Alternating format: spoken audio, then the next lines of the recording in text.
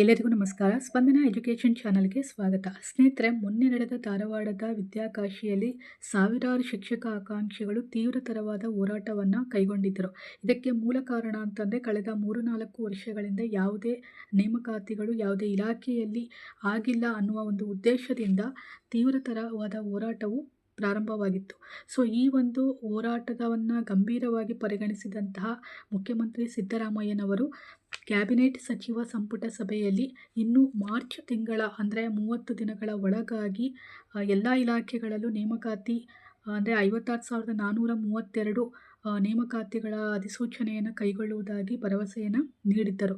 So ಈ ಒಂದು ನೇಮಕಾತಿ ಅಧಿಸೂಚನೆ ಹೊರಡಿಸುವಂತೆ ಸರ್ಕಾರದ ಒಂದು ಅಧಿಕೃತ ಆದೇಶವನ್ನು ಈಗ ಹೊರತಂದಿದೆ.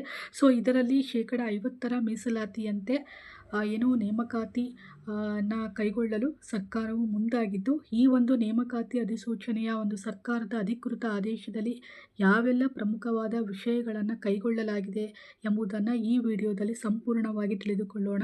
ಸೊ ಸ್ನೇಹಿತರೆ, ಈ ಒಂದು ವಿಡಿಯೋವನ್ನು ಸ್ಕಿಪ್ ಮಾಡದೆ ಪೂರ್ತಿಯಾಗಿ ನೋಡಿ. ಹಾಗೆ ಯಾರೆಲ್ಲ ನಮ್ಮ ಚಾನಲನ್ನು ಸಬ್ಸ್ಕ್ರೈಬ್ ಮಾಡಿಕೊಂಡಿಲ್ಲ, ಸಬ್ಸ್ಕ್ರೈಬ್ ಮಾಡಿಕೊಳ್ಳಿ. ಓಕೆ ಸ್ನೇಹಿತರೆ, ಸರ್ಕಾರವು ಹೊರಡಿಸಿರುವಂತಹ ಒಂದು ಈ ಪ್ರಸ್ತಾವನೆಯಲ್ಲಿ ಪ್ರಮುಖವಾದ ವಿಷಯಗಳು ಏನಿದೆ ಎಂಬುದನ್ನು ತಿಳಿದುಕೊಳ್ಳೋಣ.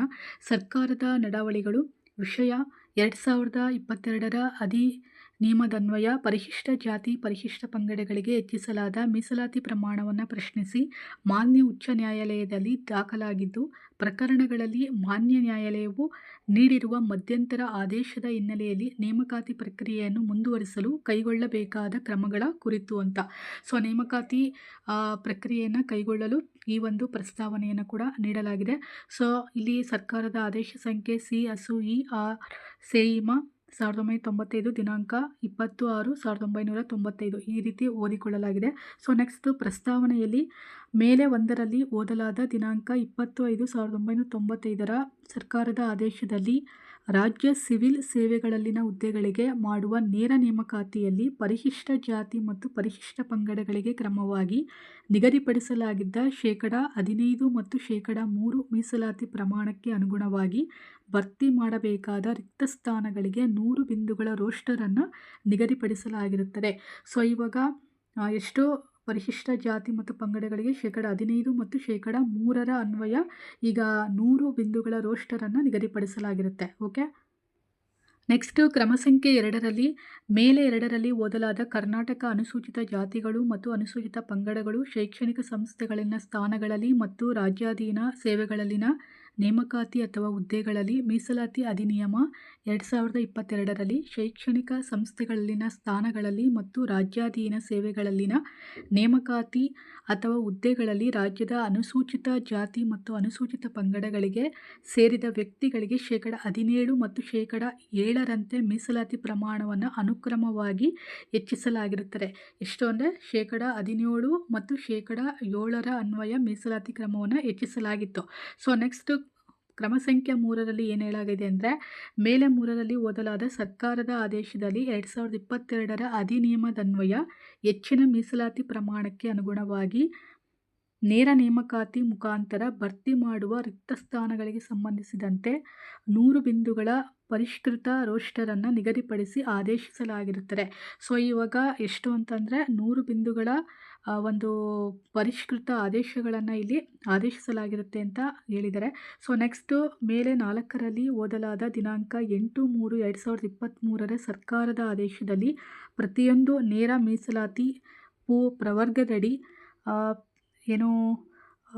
ಮಾಡಿ ಸೈನಿಕ, ಅಂಗವಿಕಲ, ಮಹಿಳೆ ಯೋಜನೆಗಳಿಂದ ನಿರ್ವಹಿತರಾದವರು, ಗ್ರಾಮೀಣ ಅಭ್ಯರ್ಥಿ, ಕನ್ನಡ ಮಾಧ್ಯಮದಲ್ಲಿ ವ್ಯಾಸಂಗ ಮಾಡಿದ ಅಭ್ಯರ್ಥಿ ಮತ್ತು ತೃತೀಯ ಲಿಂಗಿಗಳಿಗೆ ಕಲ್ಪಿಸಲಾದ ಸಮತಳ ಮೀಸಲಾತಿಯನ್ನು ಜಾರಿಗೊಳಿಸಲು 100 ಬಿಂದುಗಳ ರೋಸ್ಟರನ್ನು ನಿಗದಿಪಡಿಸಲು ಆದೇಶಿಸಲಾಗಿರುತ್ತದೆ ಅಂತೇಳಿ.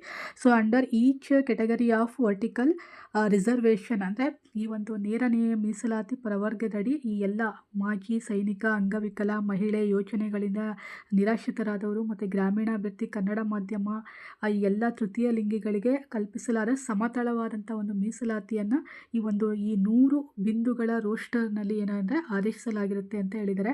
ಸೊ ನೆಕ್ಸ್ಟು ಮೇಲೆ 5ರಲ್ಲಿ ಓದಲಾದ ದಿನಾಂಕ 25/8/2025 ಸರ್ಕಾರದ ಆದೇಶದಲ್ಲಿ ಪರಿಶಿಷ್ಟ ಜಾತಿಗಳಲ್ಲಿರುವ 101 ಜಾತಿಗಳನ್ನು, ಎಷ್ಟು ಅಂದರೆ 101 ಜಾತಿಗಳನ್ನು ಪ್ರವರ್ಗ ಎ, ಪ್ರವರ್ಗ ಬಿ ಮತ್ತು ಪ್ರವರ್ಗ ಸಿಗಳೆಂದು 3 ಪ್ರವರ್ಗಗಳಾಗಿ ವರ್ಗೀಕರಿಸಿ ಶಿಕ್ಷಣ ಮತ್ತು ಉದ್ಯೋಗದಲ್ಲಿ ಪರಿಶಿಷ್ಟ ಜಾತಿಗಳಿಗೆ ಪ್ರಸ್ತುತ ಜಾರಿಯಲ್ಲಿರುವ 17% ಮೀಸಲಾತಿಯನ್ನು ಪ್ರವರ್ಗ ಎನಲ್ಲಿನ ಸಮುದಾಯಗಳಿಗೆ 6%, ಪ್ರವರ್ಗ ಬಿಯಲ್ಲಿನ ಸಮುದಾಯಗಳಿಗೆ 6% ಮತ್ತು ಪ್ರವರ್ಗ ಸಿಯಲ್ಲಿನ ಸಮುದಾಯಗಳಿಗೆ 5% ಮೀಸಲಾತಿಯನ್ನು ನಿಗದಿಪಡಿಸಿ ಆದೇಶಿಸಲಾಗಿರುತ್ತದೆ. ಸೊ ಹಿಂದೆ ಎಷ್ಟು ಅಂತಂದರೆ 17% ಮೀಸಲಾತಿಯಲ್ಲಿ ಪ್ರವರ್ಗ ಎಗೆ 6, ಪ್ರವರ್ಗ ಬಿಗೆ 6 ಮತ್ತು ಪ್ರವರ್ಗ ಸಿಗೆ 5 ಮೀಸಲಾತಿಯನ್ನು ಆದೇಶಿಸಲಾಗಿತ್ತು. ಸೊ ಈಗ ನಂತರ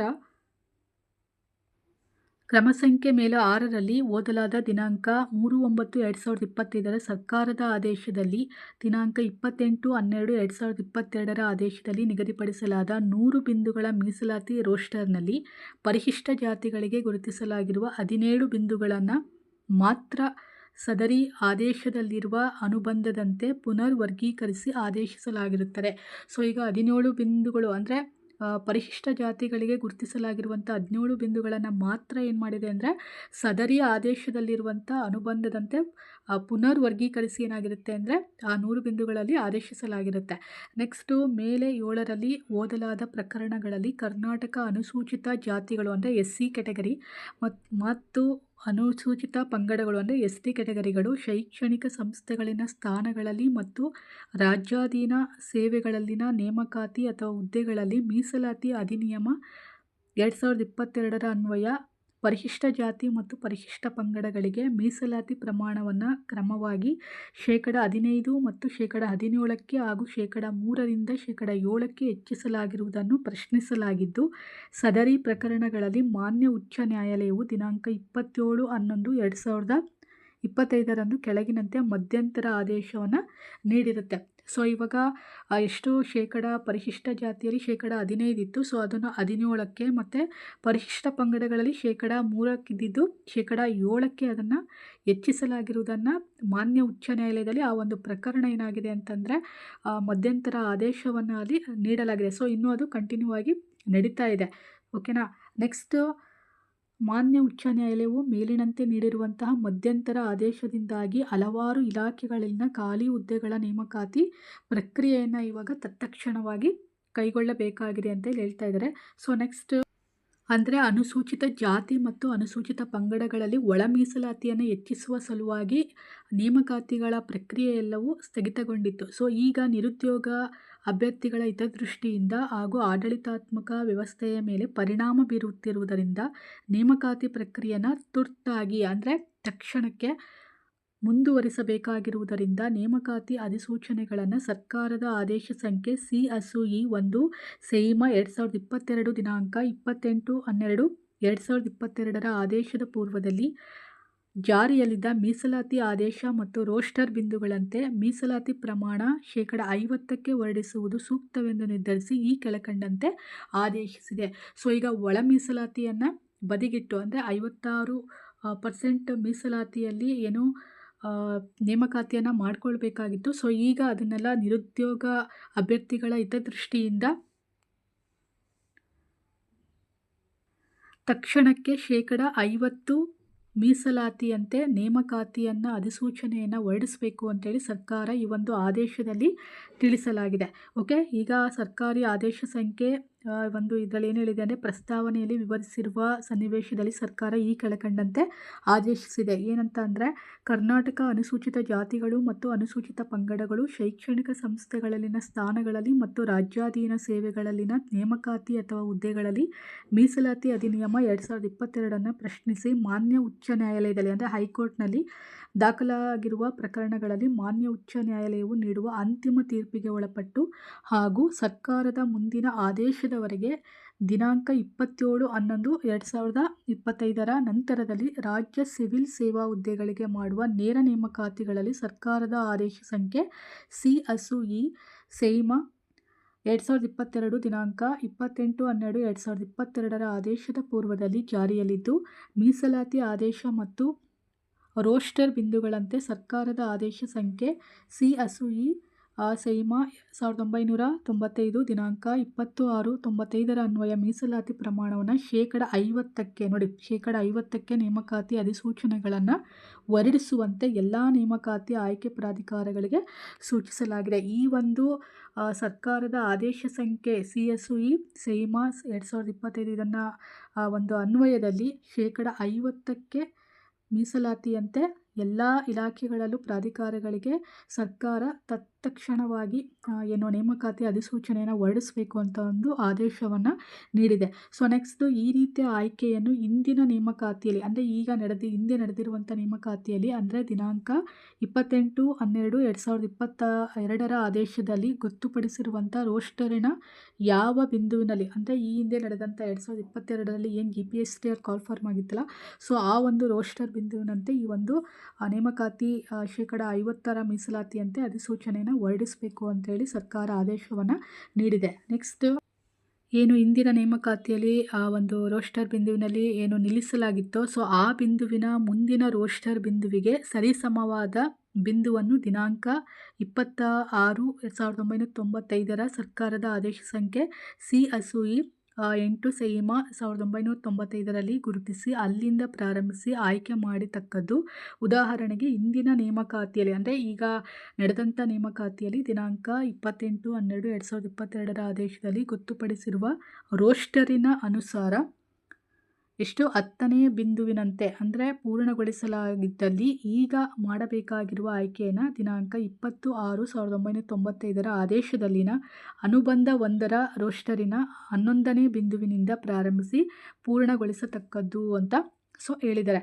ಸೊ ಅಂದರೆ ಈಗ ರೋಸ್ಟರ್ ಅನುಸಾರ 10ನೇ ಬಿಂದುವಿನಿಂದ ಪೂರ್ಣಗೊಳಿಸಲಾಗಿದ್ದಲ್ಲಿ ಸೊ ಈಗ ಆಯ್ಕೆಯನ್ನು ದಿನಾಂಕ 20/6/95 ಆದೇಶದಲ್ಲಿನ ಅನುಬಂಧ 1ರ ರೋಸ್ಟರಿನಂತೆ 11ನೇ ಬಿಂದುವಿನಂತೆ ಸೊ ಈಗ ನೇಮಕಾತಿಯನ್ನು ಪ್ರಾರಂಭಿಸಬೇಕು ಅನ್ನೋ ಒಂದು ಆದೇಶವನ್ನು ನೀಡಿದೆ. ಸೊ ನೆಕ್ಸ್ಟು ಮಾನ್ಯ ಉಚ್ಚ ನ್ಯಾಯಾಲಯದ ದಿನಾಂಕ 27/11/2025ರಲ್ಲಿ ಮಧ್ಯಂತರ ಆದೇಶಕ್ಕಿಂತ ಹಿಂದೆ ನೇಮಕಾತಿಗಾಗಿ ಅಧಿಸೂಚನೆಯನ್ನು ಹೊರಡಿಸಿರುವ ಪ್ರಕರಣಗಳನ್ನು ಯಥಾಪ್ರಕಾರ ಮುಂದುವರಿಸಿ ಈ ಹಿಂದೆ ನಡೆದಂಥ ಏನು ನೇಮಕಾತಿ ಅಧಿಸೂಚನೆ ಹೊರಡಿಸಿದೆಯಲ್ಲ ಆ ಪ್ರಕರಣಗಳನ್ನು ಯಥಾಪ್ರಕಾರ ಮುಂದುವರಿಸಿ ಅಂತಿಮಗೊಳಿಸುವುದು ಹಾಗೂ ನೇಮಕಾತಿ ಆದೇಶದಲ್ಲಿ ಸ್ವಚ್ಛವಾಗಿ ಈ ನೇಮಕಾತಿಯನ್ನು ಮಾನ್ಯ ಉಚ್ಚ ನ್ಯಾಯಾಲಯದ ಅಂತಿಮ ಆದೇಶಕ್ಕೊಳಪಟ್ಟಿರುತ್ತದೆಂದು ದಾಖಲಿಸತಕ್ಕದ್ದು ಅಂತ ಹೇಳಿದ್ದಾರೆ. ಸೊ ನೆಕ್ಸ್ಟು ಸಮತಳ ಮೀಸಲಾತಿಗೆ ಸಂಬಂಧಿಸಿದಂತೆ ಸರ್ಕಾರದ ಆದೇಶ ಸಂಖ್ಯೆ CSUE 2 ಸೈಮಾ 2023 ದಿನಾಂಕ 8/3/2023ರಲ್ಲಿ ನಿಗದಿಪಡಿಸಲಾಗಿರುವ ರೋಸ್ಟರ್ ಬಿಂದುಗಳಲ್ಲಿನ ಮುಂದುವರಿಸುವುದು ಇಂದಿನ ನೇಮಕಾತಿಯಲ್ಲಿ ದಿನಾಂಕ 8/3/2023 ಆದೇಶದಲ್ಲಿ ಗೊತ್ತುಪಡಿಸಿರುವ ರೋಸ್ಟರಿನ ಯಾವ ಬಿಂದುವಿನಲ್ಲಿ ನಿಲ್ಲಿಸಲಾಗಿತ್ತೋ ಸೊ ಆ ಬಿಂದುವಿನ ಮುಂದಿನ ರೋಸ್ಟರ್ ಬಿಂದುವಿನಿಂದ ಪ್ರಾರಂಭಿಸಿ ಆಯ್ಕೆ ಮಾಡತಕ್ಕದ್ದು. ಅಂದರೆ ಈ ಹಿಂದೆ ನೇಮಕಾತಿಯಲ್ಲಿ ಯಾವ ಒಂದು ರೋಸ್ಟರ್ ಬಿಂದುವನ್ನು ಆಯ್ಕೆ ಮಾಡಲಾಗಿತ್ತೋ ಸೊ ಆ ಬಿಂದುವಿನಿಂದ ಪ್ರಾರಂಭಿಸಿ ಈ ಒಂದು ಆಯ್ಕೆಯನ್ನು ಮಾಡಬೇಕು ಅಂತ ಹೇಳಿ ತಿಳಿಸಲಾಗಿದೆ. ಸೊ ನೆಕ್ಸ್ಟು ಮಾನ್ಯ ಉಚ್ಚ ನ್ಯಾಯಾಲಯದ ಅಂತಿಮ ಆದೇಶಕ್ಕೆ ಅಂದರೆ ಹೈಕೋರ್ಟ್ ಏನು ಅಂತಿಮ ಆದೇಶವನ್ನು ಒಳಪಟ್ಟು ಆಯಾ ಇಲಾಖೆಗಳು ನೇಮಕಾತಿ ಪ್ರಾಧಿಕಾರಗಳು ಮುಂದಿನ ನೇಮಕಾತಿ ಮಾಡಿಕೊಳ್ಳುವ ಹುದ್ದೆಗಳಲ್ಲಿ ಶೇಕಡ 6ರಷ್ಟು ಪರಿಶಿಷ್ಟ ಜಾತಿಗೆ ಶೇಕಡ 2 ಮತ್ತು ಪರಿಶಿಷ್ಟ ಪಂಗಡಕ್ಕೆ ಶೇಕಡ 4 ಹುದ್ದೆಗಳನ್ನು ಕಾಯ್ದಿರಿಸತಕ್ಕದ್ದು. ಸೊ ಈಗ ಏನು ಅಂದರೆ ಕೆಲವು ಇಲಾಖೆಗಳು ಮತ್ತು ನೇಮಕಾತಿ ಪ್ರಾಧಿಕಾರಗಳು ಮುಂದಿನ ನೇಮಕಾತಿ ಮಾಡಿಕೊಳ್ಳುವ ಹುದ್ದೆಗಳಲ್ಲಿ ಈಗ ಪರಿಶಿಷ್ಟ ಜಾತಿಯಲ್ಲಿ ಶೇಕಡ 6 ಮತ್ತು ಪರಿಶಿಷ್ಟ ಪಂಗಡಗಳಲ್ಲಿ 2 ಮತ್ತು ಶೇಕಡ 4 ಹುದ್ದೆಗಳನ್ನು ಸಪ್ರೇಟಾಗಿ ಒಂದು ಕಾಯ್ದಿರಿಸಬೇಕು ಅಂತ ಒಂದು ಈ ಆದೇಶದಲ್ಲಿ ತಿಳಿಸಲಾಗಿದೆ, ಅಂದರೆ ಮುಂದಿನ ನೇಮಕಾತಿಯವರೆಗೂ. ನೆಕ್ಸ್ಟು ಕ್ರಮ ಸಂಖ್ಯೆ 5ರಲ್ಲಿ ಪರಿಶಿಷ್ಟ ಜಾತಿಗಳಿಗೆ ಶೇಕಡ 6 ಮತ್ತು 2 ಹಾಗೆ ಪರಿಶಿಷ್ಟ ಪಂಗಡಗಳಿಗೆ 4 ಹುದ್ದೆಗಳನ್ನು ಆಯ್ಕೆಯಲ್ಲಿ ಕಾಯ್ದಿರಿಸಬೇಕು ಅಂತ ಹೇಳಿದರು.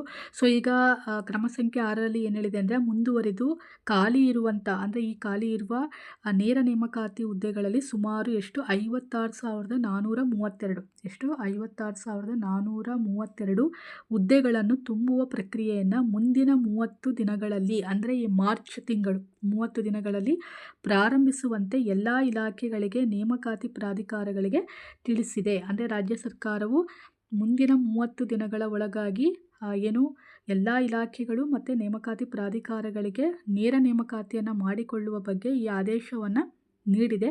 ಸೊ ಮೇಲಿನ ಸೂಚನೆಗಳು ಸರ್ಕಾರದ ಮುಂದಿನ ಆದೇಶದವರೆಗೆ ಜಾರಿಯಲ್ಲಿರುತ್ತೆ ಅಂತ ಹೇಳಿದ್ದಾರೆ. ಸೊ ಇದು ಕರ್ನಾಟಕ ರಾಜ್ಯಪಾಲರ ಆದೇಶಾನುಸಾರ ಮತ್ತು ಅವರ ಹೆಸರಿನಲ್ಲಿ ಅಂತ ಇದೆ.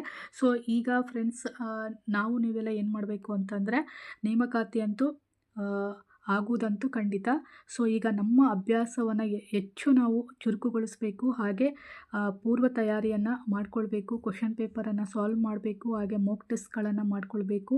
ಹೆಚ್ಚಿನ ಒಂದು ಅಭ್ಯಾಸವನ್ನು ಮಾಡಿ ಯಾರೆಲ್ಲ ಶಿಕ್ಷಕರಾಗುವ ಕನಸನ್ನು ಕಂಡಿದ್ದೀರಾ ಅವರೆಲ್ಲ ತಮ್ಮ ಕನಸನ್ನು ನನಸಾಗಿಸಿಕೊಳ್ಳೋ ಒಂದು ಅವಕಾಶ ನಮ್ಮ ಮುಂದೆ ಇದೆ. ಇನ್ನೇನು ಈ ಸರ್ಕಾರ ಈ ಒಂದು ಆದೇಶವನ್ನು ಹೊರಡಿಸಿದ ನಂತರ ಇನ್ನು ನೇಮಕಾತಿ ಅಧಿಸೂಚನೆಗಳು ಎಲ್ಲ ಇಲಾಖೆಗಳಲ್ಲೂ ಕೂಡ ಪ್ರಾರಂಭವಾಗುವುದರಿಂದ ಸೊ ನಮ್ಮ ಅಭ್ಯಾಸವನ್ನು ಹೆಚ್ಚಿನ ರೀತಿಯಲ್ಲಿ ನಿರಂತರವಾಗಿ ಮುಂದುವರಿಸಬೇಕಾಗುತ್ತೆ. ಸೊ ಈ ಒಂದು ಅಪ್ಡೇಟನ್ನು ನಿಮಗೆಲ್ಲ ತಿಳಿಸಬೇಕಾಗಿತ್ತು ಫ್ರೆಂಡ್ಸ್. ಈ ಒಂದು ಉಪಯುಕ್ತ ಮಾಹಿತಿ ನಿಮಗೆಲ್ಲ ಇಷ್ಟವಾಗಿದ್ದರೆ ಲೈಕ್ ಮಾಡಿ, ಶೇರ್ ಮಾಡಿ. ಹಾಗೆ ನಮ್ಮ ಸ್ಪಂದನ ಎಜುಕೇಷನ್ ಚಾನಲ್ಗೆ ಸಬ್ಸ್ಕ್ರೈಬ್ ಆಗಿ. Thank you all.